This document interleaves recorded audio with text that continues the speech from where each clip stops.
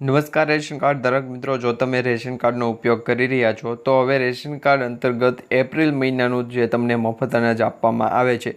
તો એ મફત અનાજની અંદર તમને કેટલો અનાજનો જથ્થો આપવામાં આવશે અને આ જે મફત અનાજ જે તમને આપવામાં આવશે એના વિશે તમને સૌથી પહેલાં માહિતી જણાવીએ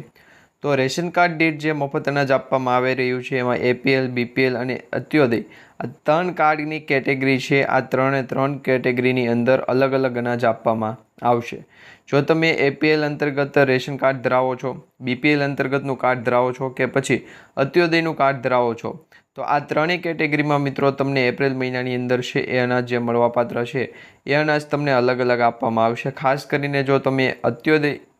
એનએફએસએ અંતર્ગતનું રેશન કાર્ડ ધરાવો છો તો એનએફએસએ અંતર્ગત જે રેશન કાર્ડનો લાભ આપવામાં આવી રહ્યો છે એ લાભની અંદર તમને છે એ માત્ર ને માત્ર ઘઉં ચોખા જ આપવામાં આવશે. તો એપ્રિલ મહિનાની અંદર તમને ઘઉં ચોખાની સાથે જે બીજું અન્ય વધારાનું રેશન અનાજ આપવામાં આવે એ તમે માંગો છો તો ખાસ કરીને તમારે એ જાણવું પડશે કે રેશન કાર્ડ જે તમને એનએફએસ અંતર્ગત જેટલી કેટેગરી આવે છે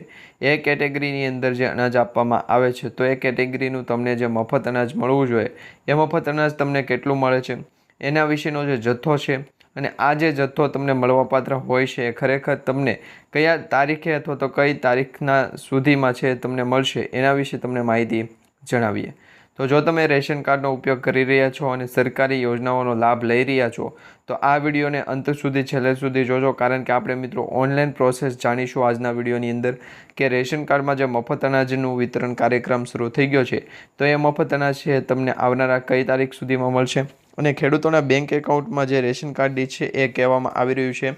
કે રેશન કાર્ડ દીઠ ખેડૂતોને છે એ લાભ આપવામાં આવી રહ્યો છે અને આ જે લાભ આપવામાં આવી રહ્યો છે એ ખેડૂતોના બેંક એકાઉન્ટમાં મિત્રો રેશન કાર્ડ દીઠ છે જે લાભ આપવામાં આવશે. તો આ લાભ પણ તમે મેળવી શકો છો. તો એના માટેનો આ વિડીયો છે અંત સુધી છેલ્લે સુધી જોતા રહેજો, તો જ તમને છે એ મિત્રો જાણકારી અને માહિતી મળી જશે કે રેશન કાર્ડ દીઠ જે મફત અનાજનું વિતરણ છે એનો જે કાર્યક્રમ છે એ કઈ તારીખ સુધીમાં શરૂ થઈ શકે. તો ખાસ કરીને જેટલા પણ રેશન કાર્ડ ધારક મિત્રો છે કે જે રેશન કાર્ડનો ઉપયોગ કરી રહ્યા છે તો એવા લોકોને જણાવવાનું કે જો રેશન કાર્ડમાં તમે અનાજ લેવા જાઓ છો તો એ અનાજની વખતે છે તમારે તમારું આધાર કાર્ડ છે એ કેવાયસી કરાવેલું હોવું જોઈએ. આધાર કાર્ડ અંતર્ગત જે કેવાયસીની પ્રોસેસ છે એ પ્રોસેસમાં તમે જે આધાર કાર્ડમાં નંબર આપેલો છે એ નંબર તમારે ત્યાં એન્ટર કરવાનો છે. એના માધ્યમથી તમારે કેવાયસી કરવાનું છે અને આ કેવાયસીના માધ્યમથી જ તમને લાભ આપવામાં આવશે. એટલે કે તમે જ્યારે અનાજનું કેવાયસી લેવા જાઓ છો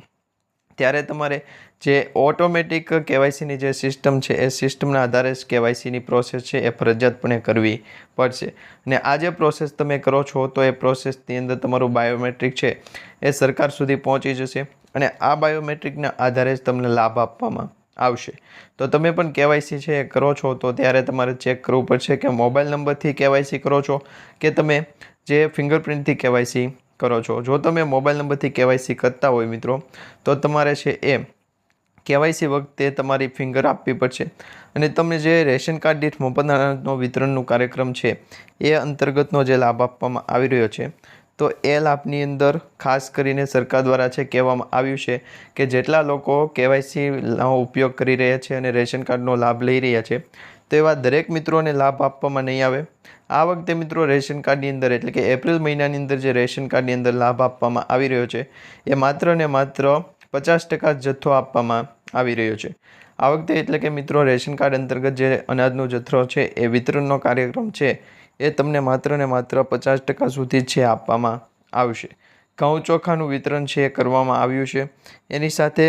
ઘણા બધા લોકોએ છે એ રેશન કાર્ડ અંતર્ગત તુવેર દાળ અને ચણાની દાળનું પણ વિતરણનું વાત સાંભળી છે, પરંતુ તમને જણાવી દઈએ કે તમને માત્ર ને માત્ર ઘઉં ચોખા જ આપવામાં આવશે, નહીં કે તુવેર દાળ અને ચણાનો જથ્થો. તો તુવેર દાળ અને ચણાનો જથ્થો તમારે લેવો હોય તો તમારે છે એ વાર તહેવાર અથવા તો મિલેટ વર્ષ હોય છે એ મિલેટ વર્ષની જ્યારે ઉજવણી કરવામાં આવતી હોય તો એ ઉજવણીના આધારે છે તમને ઘઉં ચોખાની સાથે સાથે તુવેર દાળ તેમજ ખાદ્ય તેલમાં છે કપાસિયાનું તેલ કે સિંગ તેલનું તેલ છે એનું પાઉચ આપવામાં આવે. તો એ અંગેની છે એ માહિતી મિલેટ વર્ષ અથવા તો જે વાર તહેવારનો દિવસ હોય અથવા હોળી ધૂળેટી કે એવા પર્વ હોય તો એ આધારિત તમને છે અનાજ આપવામાં આવતું હોય છે. અત્યારે માત્ર તમને મિત્રો ઘઉં ચોખા જ આપવામાં આવશે અને આ વખતે પણ એપ્રિલ મહિનાની અંદર છે એ કાર્ડ દીઠ તમને જે રેશન કાર્ડમાં અનાજ આપવામાં આવતું હશે એ જ પ્રમાણેનું અનાજ આપવામાં આવશે. તો ખાસ કરીને એ વિશે તમે નોંધ લઈ લેજો.